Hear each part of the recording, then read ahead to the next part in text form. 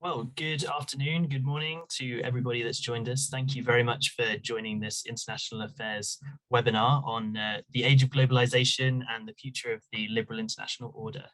My name's Ben Horton, and I'm a communications manager here at Chatham House, where I work predominantly with the journal International Affairs. And this is the latest in a series of webinars that we run 1 or 2 times per month based on recent content that we've published in the journal. So this event is very much a launch event for a very exciting new special issue that International Affairs has published titled Deglobalization, the Future of the Liberal International Order. It came out 2 weeks ago and it's currently free to access at the moment. I'm going to get my plug in early here. I would encourage you absolutely to go and download it. There's so many fascinating insights across the whole gamut of international affairs issues, from trade to migration to global health. And particularly centering on this idea of the relevance and the functioning of the international system and how it could be reformed to address these range of challenges that are presented by what the authors call deglobalizing forces. I'm not going to attempt a definition just now because the speakers that we have lined up for our panel have written about this extensively and have a much better phrasing than I do. So I'm going to now introduce you to them and we'll get into the discussion as quickly as possible. So it's fantastic to be joined today by Marcus Kornprobst, the Political Science and International Relations Chair at the Vienna School of International Studies, T.B. Paul, James McGill Professor of International Relations at McGill University in Canada, and Stephanie Strobel, who is a medical doctor at the Institute of Pathology at the Johannes Gutenberg University of Mainz. Also with us, joining to lend a practitioner's perspective to this academic work, is Renata Dwan, Deputy Director and Senior Executive Officer at Chatham House. Thanks all of you for joining me today. It's a real pleasure to have such a great panel lined up. Just a few notes of housekeeping before we begin. This event is on the record. We're recording it currently. There will be a video available afterwards, which will be published on the Chatham House YouTube page. So we're not going to be using the Chatham House rule today. As such, please feel free to share any highlights from the discussion on social media using the hashtag #CHEvents. Yeah, feel free to use the information as you wish with attribution. If you would like to ask a question at any point during this discussion, we'll make sure that at the end there is a long period for audience questions. Please do feel free to pitch those in the Q&A box at the bottom of your screens throughout, anything that sort of springs to mind, and we'll get to as many of them as possible. So now on to the discussion then, and to kick us off, I'm going to turn first to Marcus. Marcus, maybe you could give us a bit of an overview of these concepts of globalization and deglobalization and the implications for the international order that you're exploring in this issue. Ben, thank you very much for your kind introduction. Let's perhaps proceed this way. Look at the following examples. More and more international trade, but at the same time, empty shelves at the supermarkets. Still very high numbers in terms of global financial direct investments, but the peak has occurred in 2015. Many decades of NATO, but only 2 of its members make a new defense pact with Australia. Many decades of the European Union, but Brexit and talk about more exits, most recently Poland. More and more environmental disasters around the globe, but only very hesitant and usually very state-centric responses to it. Very high numbers of people fleeing their countries of origin, and a contest among states about who builds the highest fence the quickest. More and more global spread of infectious and chronic diseases. We're going to hear about this more in Stephanie's talk. But still a lot of thinking along national line in terms of how to deal with global health issues. More and more interaction on the global social media, but at the same time also all kinds of censorship, dissemination of fake news that usually pits then one group against another. Now, all of those examples are very different in many ways, different policy areas, but they share one thing in common. There's globalization and deglobalization happening at the same time. Now, Ben encouraged me to say a few words about these two concepts, and I'm not going to go too much into it, but very simply put, globalization is about interconnectedness on a global scale. And that interconnectedness has something to do with borders being increasingly transcended. We come to think about challenges that we face more and more in global terms. And in terms of finding responses to these challenges, we also come to think of that more and more in terms of global terms. So COVID-19, and again, that is reserved for a later talk by Stephanie, is a very good example in that way. Now, deglobalization is the exact opposite. So you basically rebuild, you reinforce physical borders, especially those of the nation state. You think about the challenges that the nation faces very much along national terms, and you think that you can solve them by the nation state. Sometimes if one looks at electoral campaigns, by the way, one gets very much the sense that there are national responses to any kind of problem that we face internationally. Now, to clarify our argument in the special issue, we do not say that globalization is over and now we're suddenly experiencing a shift towards deglobalization. That's the new era. What we do say is that deglobalizing forces are on the rise and that they intermix with globalizing forces. And if we want to study that, what are the kind of questions that we should look at? And there are 5 of them that we deal with in quite some depth. The first one is a mapping exercise. So what globalization, deglobalization forces actually are there in the world? And these examples that I gave at the beginning, they are a little glimpse into what we discuss in the special issue. The second one is what repercussions does globalization, deglobalization have for the current international order? And I'm not going to say much about this now because this is something that TD is going to follow up on. But there are lots of examples one could make. So for instance, thanks to digital globalization, there is more and more communication across more and more actors in the international order. What kind of repercussions does that actually have? The third one is the other way around, vice versa. What does world order do to globalization and deglobalization? Because globalization, deglobalization is something like a context for world order, but the actors composing world order, they do something to globalization, deglobalization. They foster or undermine these forces.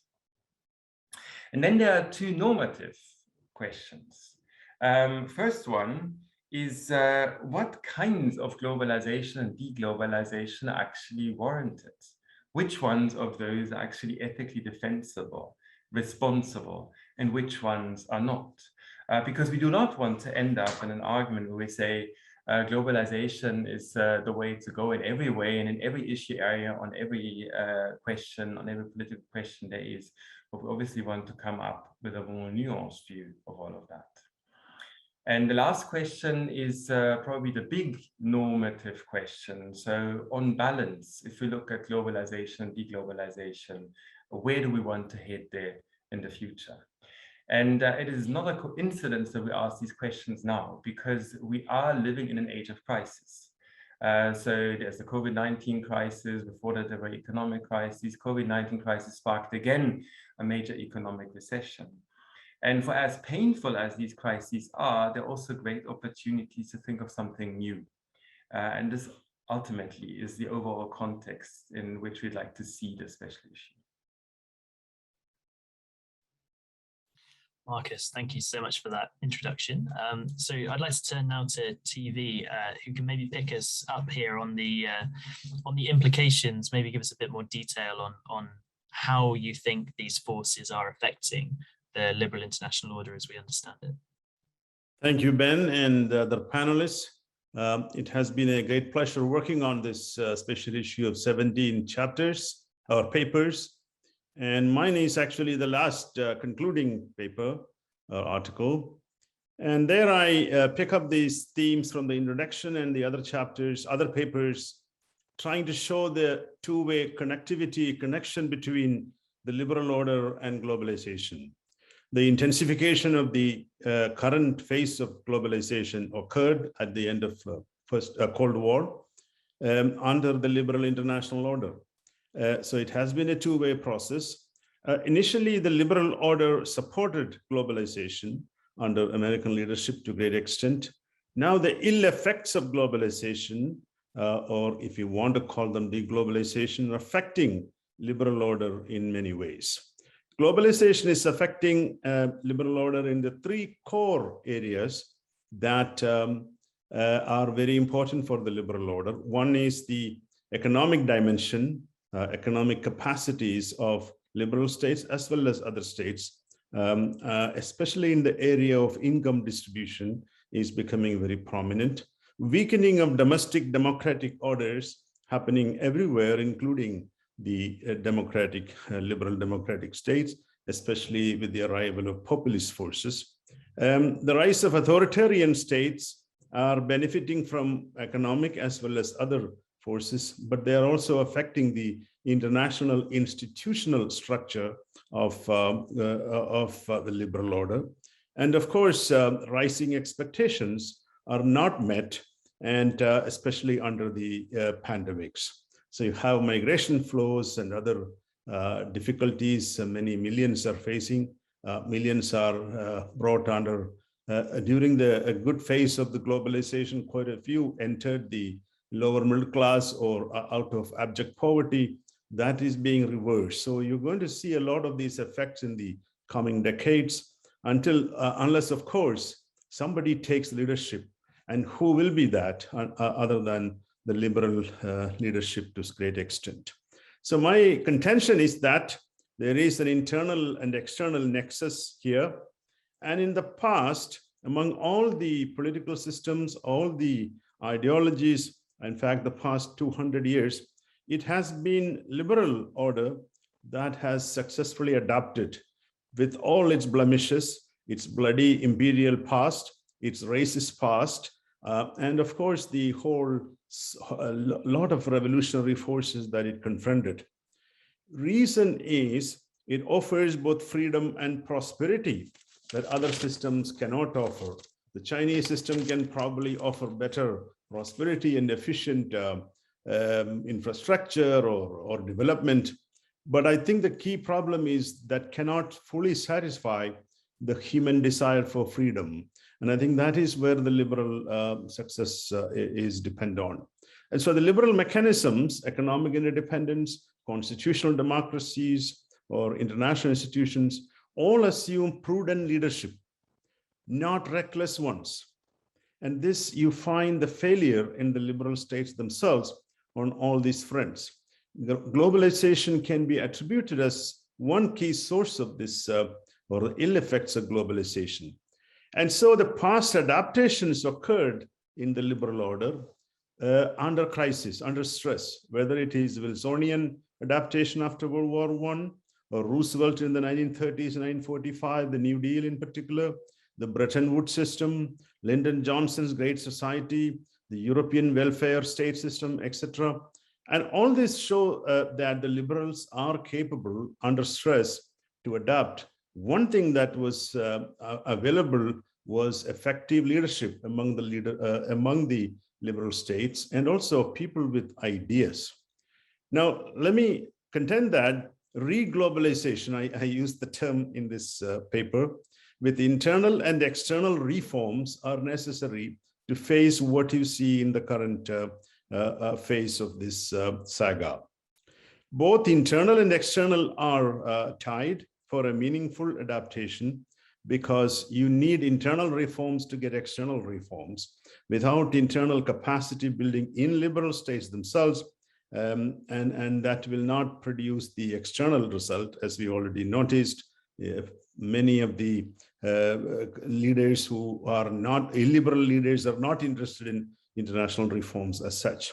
So the triad that I talked about need reforms, free trade, economic interdependence, strengthening of institutions to face collective action problems, especially the one that is caused by global warming as well as pandemics. All these require some level of domestic support and consensus building.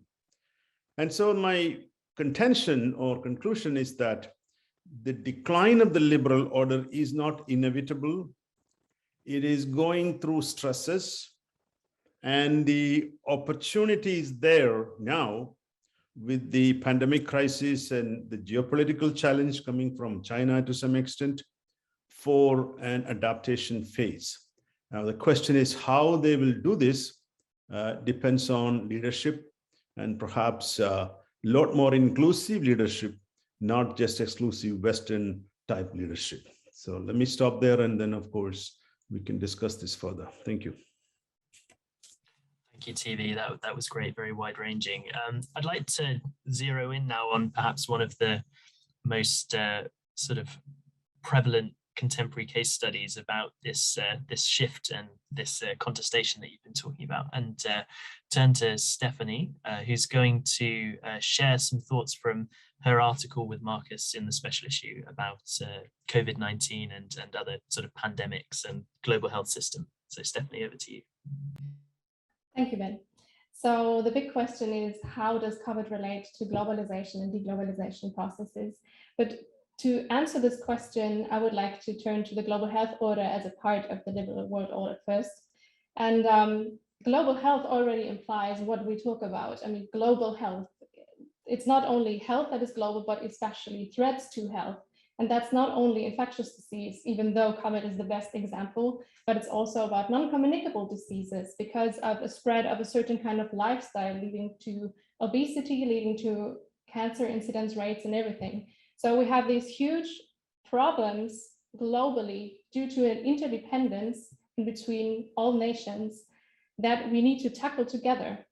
So institutionally, we are actually in a great setup. We have WHO to be the coordinator for having this global response. Its mandate is to provide the highest standards of health possible under the principles of non-discrimination, but not only institutionally from a side of the international organization, but also from a legal perspective. We are having a good setup with health being covered by almost all human rights treaties. The Universal Declaration of Human Rights, for example, features health, features housing and social determinants of health. And the latest success was the International Health Regulations in 2005, which is meant to govern the international process as soon as we have a pandemic such as COVID. So this was a success because all countries were signatories to this treaty, because it features all diseases that I was just highlighting, and because it also gives a certain degree of freedom to its signatories, because obviously an international cooperation always collides a little bit with national sovereignty. So the revision of the international health regulations since 2005 were triggered by a shock, were triggered by the spread of SARS-CoV-1. So just, we call it SARS now, in 2003. So this global shock actually triggered to that the revision of the international health regulations was actually possible. And this is what Fiedler described as the first post-Westphalian pathogen, because the WHO was stronger. It could actually pressure China in making a move when it failed to report. And the international community was there and supportive and ready to back this claim up. But currently, we are 20 years later, we are now under SARS-CoV-2, or what we refer to now as COVID, and it doesn't look as rosy anymore. On the one side, you have the countries that pledge that as long as one country is under threat, we are all under threat, which is correct. But then if you follow up through the crises, the international commitment and cooperation is not so self-evident anymore. Before COVID, you had the problem with capacity building under the IHR that countries did not comply to. In the beginning of COVID, you had China failing to actively report and to completely report, and then also of other countries making a move. It took almost 2 months after the declaration of a public health emergency And the WHO had to call COVID a pandemic first, so countries actually started doing something, even though they were signatories to the IHR that actually proposed what to do in case of a crisis. And now currently we have the COVAX problem that a lot of high-income countries pledged to give vaccinations, but we are in a situation where 75% of vaccinations come to 10 countries only. So everybody talks about global solidarity, but all these examples I've just mentioned in the COVID crisis more tend to or highlight the direction of deglobalization, and this will set the tone how we want to see global health governance in a time post-COVID. Stephanie, thank you very much for that and for sticking to time. We're doing well. I'd like to turn now to Renata Dwan. Renata, it'd be great to hear your thoughts on the issues that Marcus, TV, and Stephanie have laid out. And also, I mean, in this week where we have the UN General Assembly and kicking off a whole autumn of big diplomatic moments for the international system, it would be really, really helpful to sort of hear your perspective on this question of deglobalization, globalization, and where we go from here.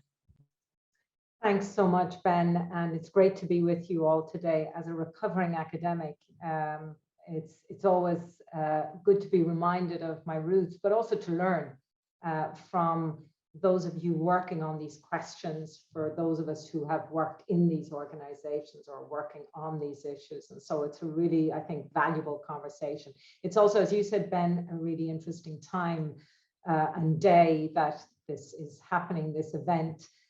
The Secretary General is launching this week, or launched just before the start of the week, his Common Future Agenda, which was a request by the member states last year on the 75th anniversary of the UN, a request to have an agenda and a blueprint for the organization and its agenda for the way forward. And many of the themes that TV, Marcus, and Stephanie have flagged have already come up. I'll refer to a couple of them, but I think it's really interesting.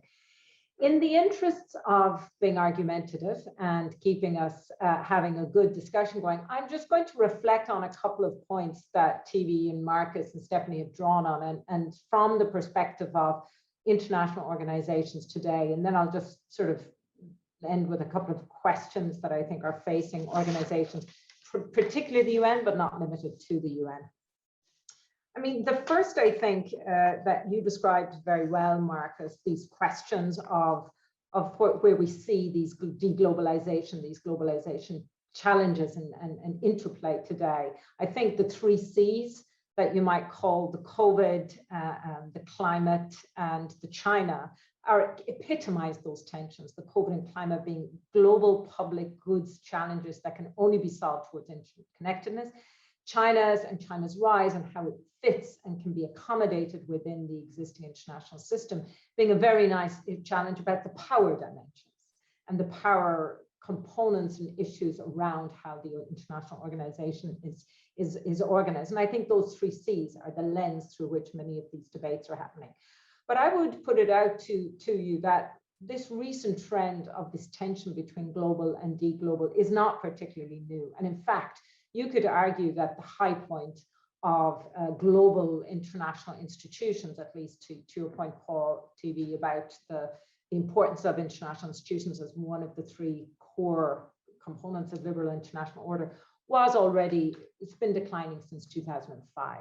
If you look at the issues that we've seen around the creation of the International Criminal Court, the Peacebuilding Commission, the Human Rights Commission, sort of large, substantial initiatives, we haven't seen anything of that for quite some time. So I think what we're seeing today are the fruits of a trend that has been in place for quite some time.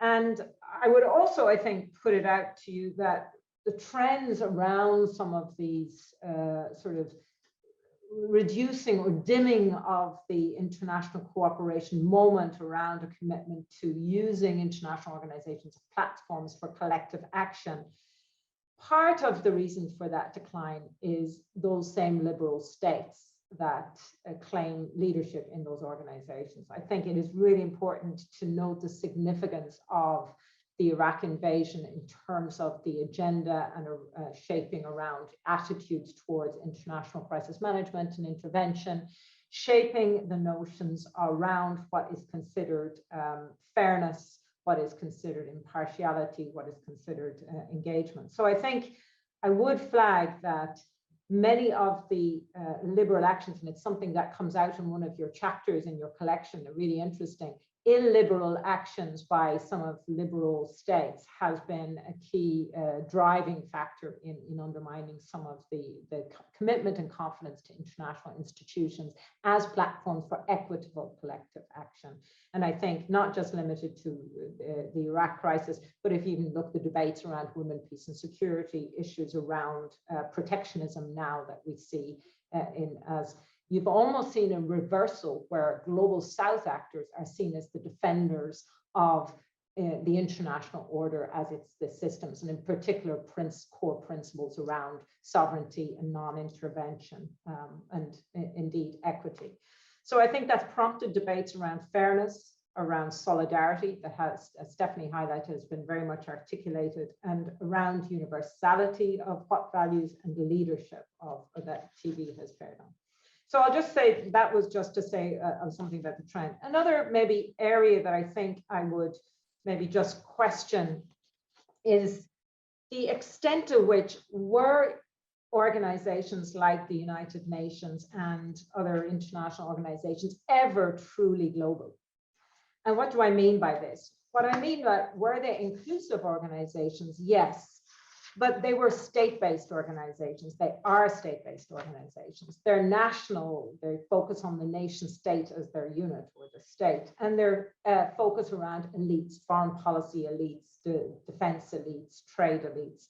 So I think part of the challenge that we're facing is that our understanding of international organizations has actually arguably not globalized fast enough. We've had a real hard time thinking about multi-stakeholder engagement in international organizations. We've had a hard time thinking about where do local and regional actors fit in? Where do national parliaments even fit in? The European Union has had a similar problem, and that has been debated in the context of Brexit, the sense of ownership. So you could almost argue that have international organizations been too slow to globalize because of their centrality of the state as the organizing unit within them. And I think one of the interesting factors that the Secretary General is attempting to navigate in his Common Futures agenda that has just come out is a proposal to try to go beyond the state. The state features hardly at all in the report. The emphasis is on youth engagement, engaging with local and regional actors, engaging with multi-stakeholder private sector scientists, experts. And so it's almost as if there's an attempt to stealth move, not to query the state as at the center of international organizations, but to work around it through a set of engagements. So just a thought to perhaps put out there. And then on the question of this tension that I think we very much see around the deglobalization that you captured, whether that's protectionism, whether that's unwilling to fund organizations like the UN, that's unwilling to agree cross-house, cross-state, cross-system, cross-region approaches to international cooperation and collective action, such as we've seen in the migration crisis in 2015. We've seen it in and around Afghanistan. So there's lots of examples that we can point to.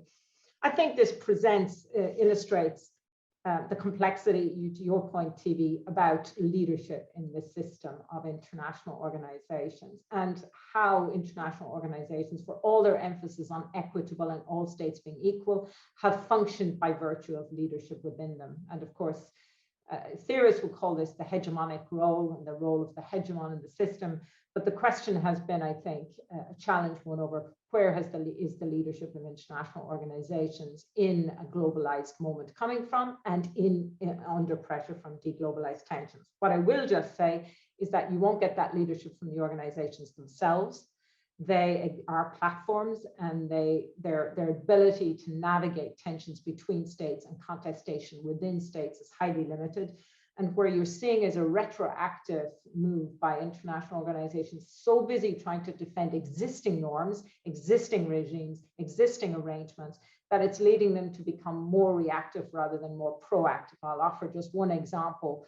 The ICRC and the attacks on the Geneva Conventions, what you actually saw was perhaps a stifling of the ability to have a debate on, is international law needing to adapt to new technologies?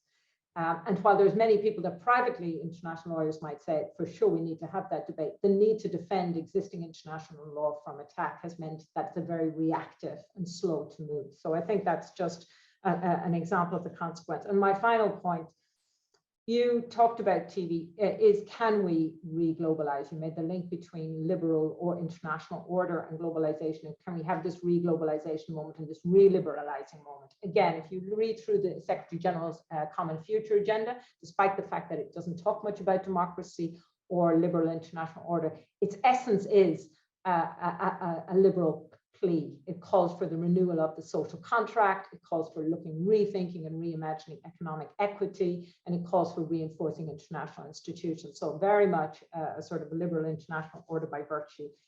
But two things that I don't think liberal international order has answers to, and that we now face today. First, the assumption of prosperity. You talked about prosperity, TV, at the heart of liberal. Can we talk about prosperity in a world under climate stress? Do we need to start looking at a world where prosperity is not a collective goal? And can liberal international order accommodate a space that we're no longer having a metric of prosperity, but perhaps equitable economic well-being? Question. And second, liberal international order is relatively silent on fairness. And at the heart of the deglobalization is a debate around fairness, a perception that states are treated unfairly, a perception that populations are treated unfairly. And I think liberal international order, to revive and survive, has to have something to say on questions of fairness at the global level, at the national level, and at the local level. And I'll stop here. Renata, thank you so much for those reflections. That was really comprehensive, and there was a lot to think about there going away from this. I just wondered if any of our other panelists wanted to come back and respond to any of those questions that Renata posed, or to any of the sort of counterpoints that she raised. TV, you'd like to come in? Yes, actually, excellent insights, Renata. I appreciate. I think I couldn't go into all the details, but there is a geopolitical element to this whole process. What is happening is what you call the hegemonic anxiety of the United States and its associated liberal friends. There is a fear of losing this whole thing. And so these two imperatives, liberal imperative, reform and globalization, are met by this desire to continue the domination. And so different stakeholders are trying to arrest that and failing. Secondly, your point is well taken, that fairness is not in the liberal agenda, because under the Washington consensus, it's free trade is open trade and the survival of the fittest. So that tension within liberalism has not been solved. Whether we need to be inclusive, and welfare state was the answer, but as you know, welfare state was jettisoned.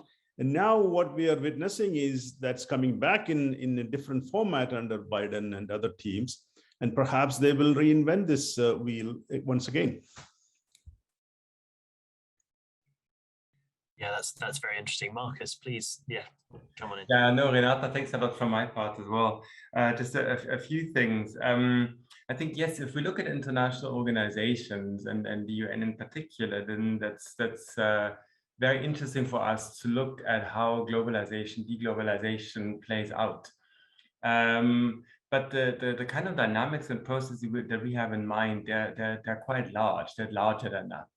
So and you're absolutely right that so those deglobalizing tendencies gaining momentum, that is not something that's just started now or a year ago or something. You may very well be right that it's sometimes in the mid 2000s or so. But they're big processes. So there's on the one hand the evolution of the liberal international order. There's on the other hand the evolution of this globalization and deglobalization. And the question is how it comes together. And just perhaps one observation on my part in terms of the international organization. I think that there's a some extent there's a pattern. Doesn't matter now whether that's the United Nations or whether that's the World Health Organization. That the secretariats are actually quite progressive, right? So the secretariats, they do understand that there is a lot of globalization around us. So they look at statistics that show basically the material side of globalization, and they have an outlook on international affairs that is oftentimes quite global in nature. It comes natural to them. And with nation states, it's a different story. So yes, so I do think that's a battle that's playing out there. And whenever I read these, so a high panel report, a report by the Secretary General, then I oftentimes wonder how much of it is gonna arrive at the intergovernmental and therefore the real decision-making level. Yeah, thank you very much, Marcus. That's also very interesting. Stephanie, would you like to come in on any of what you've heard as well, or? Yeah, I was just reminded all the time when talking about international organizations about how generalizable these findings are, because Renata talked about the general side of it, and just knowing that, or especially knowing the global health side, it's just so remarkable that no matter which order or suborder you take, it's interesting how we all have the same problems and at the same time wait for this one shock that might change something, because everybody's so reluctant in the long run, and everybody's, as soon as there's something happening, we can talk about something and then we hope for something to happen, but at the same time it drags on, and everybody knows that we need that change, but no shock seems to be big enough to actually trigger it in the end. And that was just very interesting. So thank you, Renata, for your points. Oh, thank you very much. I actually have a question for each of you before we move on to the many questions that are coming in. I hope that's okay. And Stephanie, I might start with you. And I hope I get to the end of my questions. My phone's running out of battery, so I might run out of how I phrase these. Fingers crossed. Let's see how we go. But something that really struck me listening to you speak about the global health order, and obviously also observing what's been happening with the pandemic, is that this interconnectedness principle, which is kind of central to globalization as we've been speaking, that has a role in how this pandemic emerged, not just in sort of increasing sort of engagement between animals and humans and leading to disease transition between those sort of creatures, and then obviously from state to state with border arrangements and international trade networks and things. So if we're thinking ahead and we're thinking, okay, how do we reform the global health system so that we can do a better job of responding to future pandemics? Are these globalization sort of trends, are those an aspect of what we need to address? Like, is there an aspect to which, a sense in which sort of deglobalization in some way might actually be quite helpful in dealing with pandemics? In general, I'm not very sure if deglobalization trends help, because health is ever more globalizing. And if all the institutional background we have and the foregrounds as well, if they do not keep up, then how are we going to do it?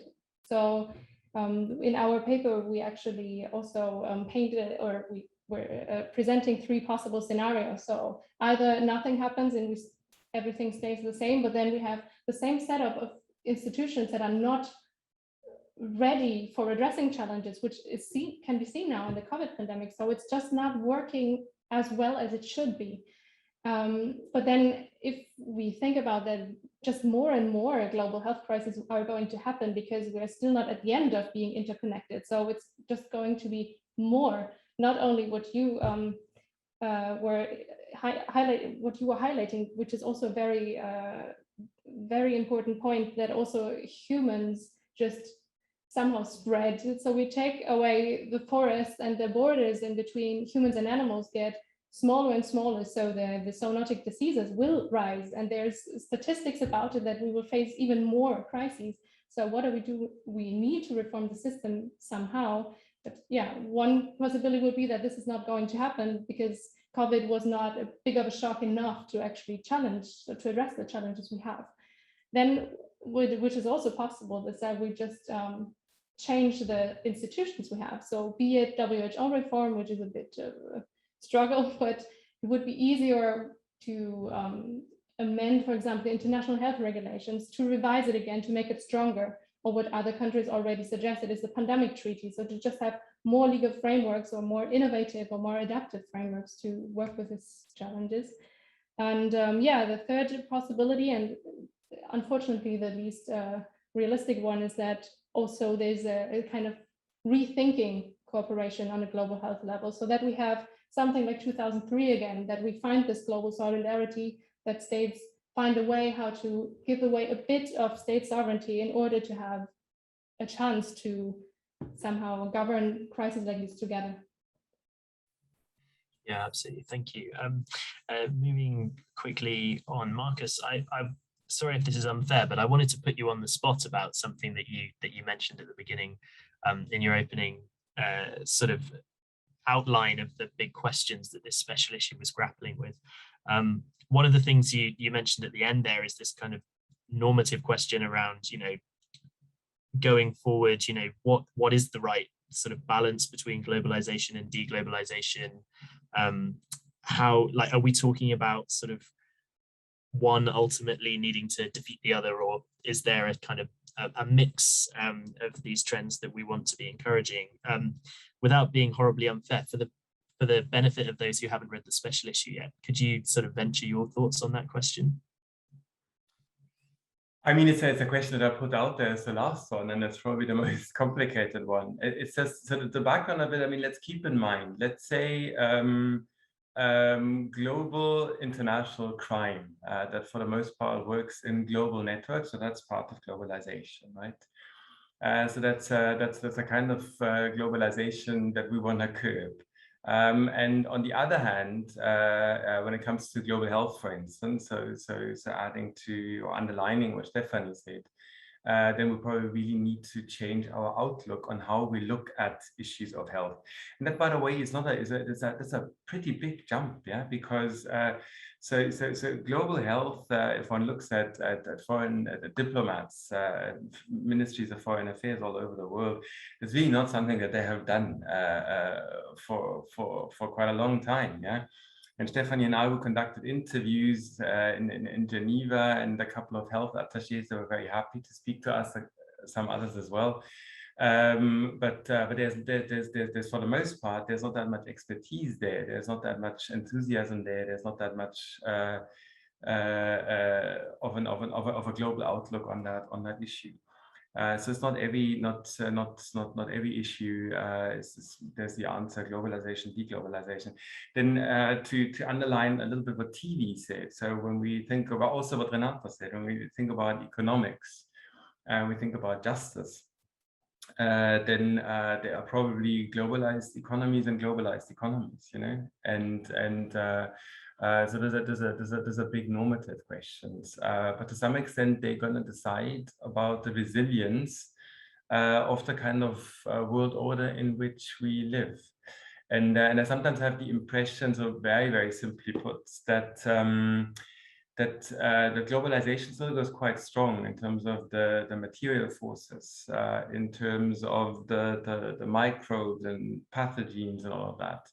So the challenges are very much global, but the outlook on things, on the intersubjective side, how we grasp political issues, that is very, very, very much still rooted in domestic politics. And I think that's quite a big disjuncture, and that disjuncture, I think, has gotten quite a bit wider in the last 1 or 2 decades. Yeah, thank you so much. That last point actually about domestic politics, that brings me on very nicely to the question I was going to ask TV. And TV, I'm conscious there's lots of questions in the chat, so sorry if this answer needs to be a little brief, but I was struck by what you were saying about sort of how we can sort of regenerate or reform the liberal international order as this system which can guarantee, or at least has the best chance of guaranteeing, freedom and prosperity together. And one of the questions that I wanted to ask you was just what you think the sources of legitimacy, what sources of legitimacy need to be cultivated for the LIO in response to what seemed to be, in some cases, kind of domestic skepticism. A lot of this backlash against the liberal international order is driven by electorates, particularly in the West, maybe, but also just around the world. The rise of populist political parties and their success in domestic elections, and to an extent, you know, if these voters want the system to change, whether they're correct in their diagnosis or not, should leaders actually be sort of responsive to those calls? I mean, at what point can leaders sort of say, no, we know what's good for you, we're going to stick with the LIO, or to what extent do they need to start sort of reshaping it, if that makes sense? I think we have to look at the distributional inequalities that unbridled globalization in some sectors have caused. So the industrial labor is losing out. And when this is a long-standing theory of economic groups lose, they resort to identity politics. They resort to other mechanisms to assert in the system. That's what is happening in the United States, in the Midwestern states in particular. But the response of the liberal, the so-called informed liberals, have been kind of ignoring that or trying to look down upon it.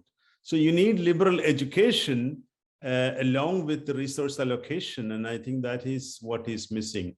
And the American public in the past supported many of the international developmental efforts, assuming that they also got help from the state. So in a way, what Biden is doing to some extent, if it succeeds, may cushion a little bit of this discomfort that the lower middle class, as well as the people who are suffering from the ill effects of globalization, are facing. So these two are connected, but I think you need leadership on both sides, both grounds, and illiberal forces will assert more if internal disparities increase much wider.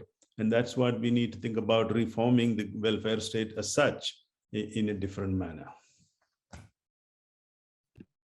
That's great. Thank you. Thank you very much. And I think actually you addressed there a few questions that have been raised in the chat, one by Dia Widya-Stuti in particular, around that whole kind of fairness question. So moving on to our audience questions now. We have so many of them, and thank you for your patience as we were sort of continuing our discussion there. I would like to begin by asking a question around developing countries, which has been brought up by a few different members of our audience, including Julieta Zelikovic and others. I suppose probably we don't have time for everybody to answer these questions, but perhaps Marcus, if you would like to have a go at this one. I think, you know, a lot of our discussion has been kind of global north centric in some ways, and several of our questioners are sort of saying, well, you know, where do developing countries sort of fit in this picture around deglobalization and reglobalization? Renata mentioned obviously that actually global south states are increasingly the defenders of the liberal order. Do you think that we will see developing countries sort of playing a more active role in this, or is this kind of for the hegemons to decide? No, many thanks, and that's a great question. I mean, my hope here is, that so let's say I look at initiatives at the United Nations, then by now it's really important that you get a fairly big coalition together. So it's not enough to have a couple of states from Western Europe, but you really need to reach out, and you need to build coalitions across continents. And in that way, I think quite a bit can happen. And I think it depends very much on the issue area, whether whether it's a matter between global north and global south, or whether it really crisscrosses. So let's say this idea of a pandemic treaty. So amongst the first who signed off on that idea, there was something published in a couple of newspapers that is about equal in terms of global south and global north. I think it was 28 leaders. So every world region represented. By the same token, by the way, so those skeptical against it, they're also widely spread out. If we look at a totally different issue, if we look at arms control, that's really a battleground at the moment between those states looking more through a lens of human security. So that's the Prohibition Treaty of Nuclear Weapons, most recently. Before that, cluster munition, landmines, perhaps in future, automatic weapons, semi-automatic, so the killer robots. There too, that is very, very much a cross-cutting alliance. It's a humanitarian initiative when it comes to nuclear weapons. And it's precisely because of that it was quite successful. Quite successful in the sense of becoming the biggest disarmament movement ever, in terms of if you add up the states. But of course, not swaying great powers. Yeah. So I think to some extent there's also a dichotomy between great powers on the one hand and the others on the other. But the others is not necessarily now only the global north, and obviously China is not necessarily global north either. Yeah, thank you very much, Marcus. Now we do have a lot of questions that have come in that relate to China's role in this debate, and it's not something that we've really discussed too much so far. So TV, I wonder if you could share some comments on where you think China fits into this conversation. We have Anne Moisen asking a question about how you build large coalitions in the UN when China is sort of supporting more autocratic state sovereignty focused approaches. We have a question from Takeshi Hajiro, who actually asks, do you think that China's system is superior in comparison to the Western system, and is that a genuine challenger to the LIO system? We have several anonymous questions as well that have come in around the idea of a power transition between the US and China, and the role that actually that's playing in this deglobalization shift. So could you maybe give us your thoughts on China there? Thank you. Yeah, I would begin by arguing that I would call the liberal violence, the tendency of the liberal states, especially led by the United States, to use military force in many of these hot zones of the world, especially the Middle East, generating externalities in such a way that there is so much disturbance and suffering, whereas China is focusing on Belt and Road Initiative, infrastructure building, yes, with the intent of creating a dependency relationship. This is where I think the liberal sides are losing this game. It's time to stop these mindless military interventions, even in the name of R2P, because you need collective intervention if there is huge human rights violations going on. But interventions to punish Saddam Hussein or anyone for that matter, you notice that $6.5 trillion apparently has been spent in 2 interventionary wars and not a single good result coming out of it. So the Chinese have figured out there is a great geopolitical opportunity here. The liberal order is suffering partly because its own misdeeds in a geopolitical sense. And then the sanctions regime, by the way, there's interesting articles coming out on this subject, are not really producing any positive outcomes. So these instruments, mechanisms that liberals use to assert order, perhaps need some reform and thinking. Now, how to bring in China into this system? The Chinese are hoping for resurgence of their past imperial legacies to some extent, but at the same time playing the game very differently. And I think that economic dimension the Chinese have put in needs to be understood and appreciated. And the liberal states, in collaboration with the others who might help, come up with an economic counter approach. Otherwise, this game will be very much one-sided. So, and then how do you engage China? Of course, the Chinese themselves have to realize that they are not going to win this unilaterally or defeat the liberal system to gain ascendancy. Even if they gain ascendancy, you notice that there are hardly anybody bandwagoning with China, other than maybe Cambodia, but even that is self-interested. Self-interest is the motivation. So the alliance creation China is hoping is unlikely to happen. Even Russia may not be there. So opportunities are there for the liberal states, or the United States in particular, to look at these wedges that China may potentially face. So China cannot push too hard. China needs globalization for continued growth. China needs international institutions, and China needs the rest of the world. And we need to think about a way to make that points across to Chinese leadership to realize that cooperation is the best way to go on multi-dimensions that we talk about in terms of collective action problems. Thank you so much, TV. Renata, I'd like to come back to you, if that's all right. And if the panelists are happy, we may just run a couple of minutes over just so that we can get some final thoughts in.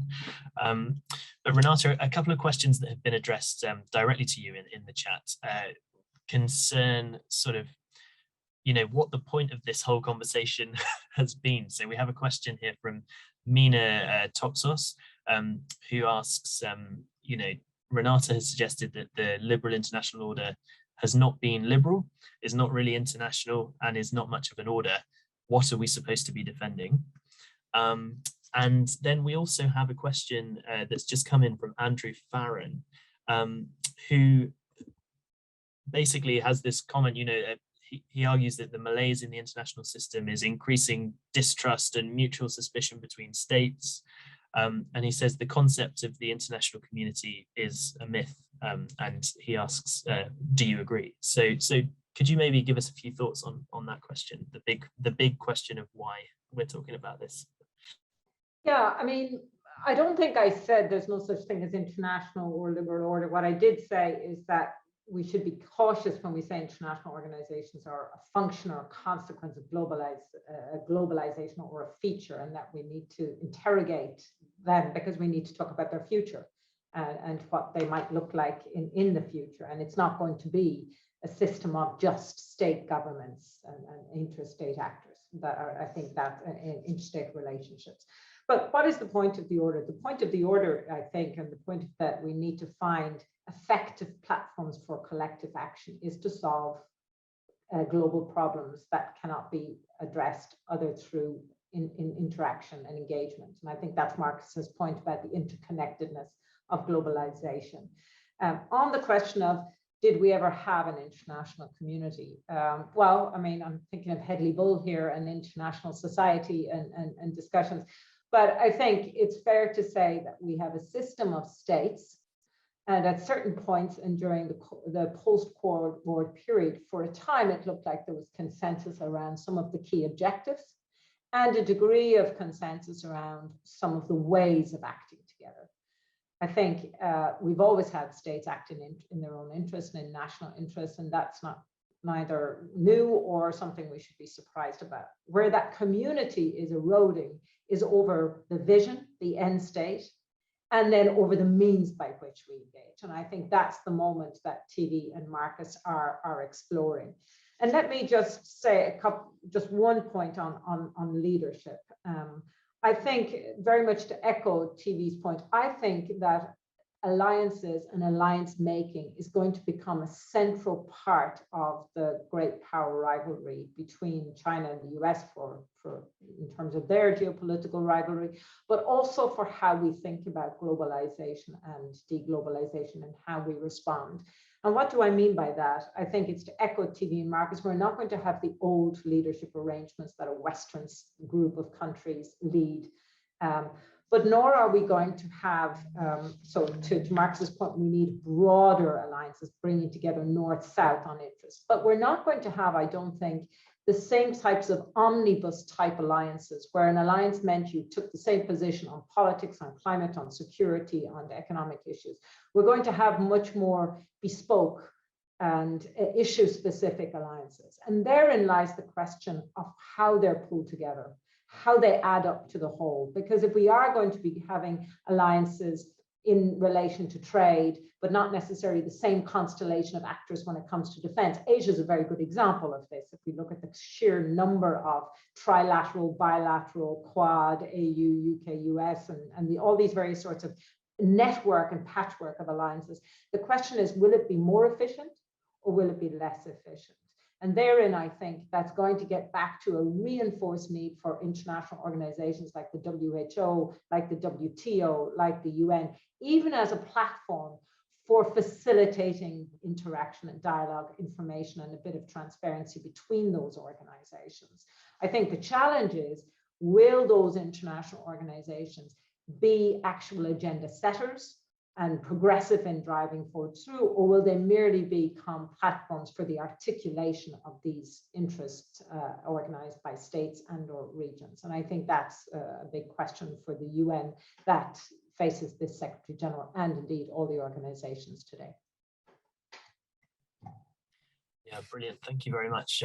I just wanted to just conclude with a question for all of you that you just answer if you wish, or use it as an opportunity to say any kind of concluding statements. But I just thought, focusing on your particular kind of specialisms, topic areas that you work on, to what extent do you feel that it's possible to have these conversations, to do this kind of longer term thinking while we are in this time of crisis that everybody has mentioned? We're fighting fires, but actually these bigger questions about the renewal of the international system are things that are going to enable us to put out the fires in the future a lot better. But do you feel that at the moment, the way states are relating to one another across a whole range of policy issues, do you think that these conversations are being had? Do you get the sense that there is the kind of brain capacity within international institutions to actually do this thinking, and do you see that it's taking place? Maybe I'll come to each of you, maybe working backwards. So Renata, do you have any thoughts on that just before we? Well, as a former UN official, of course, I'd like to say the brain capacity is there, but what I would say is the risk adversity is growing. So in secretariats, Marcus said maybe more progressive, but they're getting very worried about what they're saying and doing. And you're seeing the politicization of appointments right down to quite mid-levels now. You'll see that in WHO as well. So there's quite a lot of, I think, muzzling happening right now. Interesting what the Secretary General is putting forward in his Common Future Agenda. He's talking about a futures lab. He's talking about a 5-year strategic foresight reporting. So that the idea that you're going to turn secretariats back and international organized back into sources of knowledge, sources of scientific impartial data that can be accepted, that can be engaged. I think there's a lot to be said for that. But I think an international organization that's structured only around the provision of technical data knowledge without some form of agenda setting on how that might be, or proposals for how that might be advanced, is going to make us a consultancy service for free. And I'm not sure that's sustainable. Thank you. Thanks very much. Stephanie, could I come to you? What do you think in the context maybe of the WHO in particular? In my perception, there's always this idea of global solidarity and cooperation, and then the reality. And crises manage to somehow close the gap a little bit, because then it's just getting a bit more, I don't know, current as a problem. And then you can forget about it, the gap widens a bit. So that's at least my perception of how this is working out. And COVID obviously was a big push to close the gap. But the time or history has shown that there's always push and pull forces, and that also a lot of public health crises have not led to any major revisions, even though everybody agreed on that. The governance of it did not work out so well, or not as envisaged. So this will be interesting to see, as COVID obviously is one of the greatest tragedies of the last decades, economically, socially, or in any kind of dimension. I think everybody is quite optimistic also in Geneva. And I mean, you need government support. And currently the spirits are, we are more or less optimistic, but time will show, because we've been optimistic for a lot of times already. It's good to stick with the optimism for now, I think. TV, how about you? I see institutions are serving a purpose here, a function here, at least preventing a deep escalation of crises in terms of giving an opportunity for interaction. And just compare with the 1930s or, periods when big crises came, there was nowhere to go to. So in that sense, the international institutions are serving at least a minimal function from preventing escalation. Where what we need is, in terms of the futuristic, I think I'm hopeful, hopefully the Secretary General's report will help this process, where I also think the national capacities are there. Many countries, liberal states in particular, have good national capacities on data collection, etc. And that need to be in a collaborative fashion developed and exchanged among different countries, especially the weaker countries, developing countries. And the institution is the place to do that. And that not just the UN, but many of the other associated institutions, including WHO, IMF, World Bank, etc. Thank you very much, TV. And last word to Marcus. Yeah, no, thanks a lot to the audience, actually, because I looked through all the questions on, they're fantastic questions. So about a digital turn, about young people, about different types of liberalism, about different cycles of globalization, deglobalization, everything. So I can't go into all of those issues now. But just a few of them, and then they have something to do with these comments and questions. On the one hand, of course, it is tempting to say, okay, so there are all of those challenges, many very much global in nature, and for the most part, we have an interstate order, and that interstate order is not up to scratch. It's just doesn't help us much to cope with many of these problems. But I think that there are at least two, I would say, reasons for hope. And I think the one of them is we heard a lot about the national interest. And yes, so diplomats that take care of the raison d'etat, as the French puts it, right? But then Richelieu also had this other thing, the raison de système. So diplomats also, it's also second nature to them, actually, that to some extent to take care of the system. And I think fixing the system has a lot to do there with steering globalization forces and deglobalization forces into warranted directions rather than others. And I think that the other reason for hope is that that we have many more actors now on the diplomatic stage, if you want to put it like that. So we have advocacy groups, we have young people who suddenly, because of digital technology, actually, social media and everything, find a voice. And that was not there beforehand. And I think there is a certain element of democratization in there. And some of these voices, they very, very much have a global outlook on things. And those voices obviously should be taken seriously. I think that some of these technological innovations in terms of how one can communicate actually very quickly, that my hope would be will also make diplomats do things a little differently from time to time. Yeah? So let's say if we discuss now a pandemic treaty, and then now we discuss whether that's supposed to be a framework treaty or no more conventional convention. If it's a framework treaty, then maybe a year down the line, we're going to have a framework treaty. Then we're going to have protocols. So it all just takes too long. Yeah, and my hope would be that so with these cognitive punches of crises, in that case now COVID, that we can speed things up a bit. Absolutely, thank you very much. That was a fantastic discussion. Sorry that we overran, and sorry to everybody whose questions we did not come to. It was like there were so many points we could have brought up, and we did our best to answer as many as we could in the time available. I thank finally, our speakers for joining us today, Renata Dwan, Marcus Kornprobst, TV Paul and Stephanie Strobel. It's really fantastic to have worked with you on this special issue. And I urge our remaining audience, please do go and download the special issue. It's free to access now. As I mentioned, the link is in the chat. And please also be aware that we have 2 more events that relate to the special issue, one looking at the role of institutions in more depth, and the other looking at the global economy. Those will be coming up in October, and really looking forward to those as well. So you can find all of our upcoming events on the Chatham House website. That's it from me. I hope you enjoyed this International Affairs webinar, and see you again soon.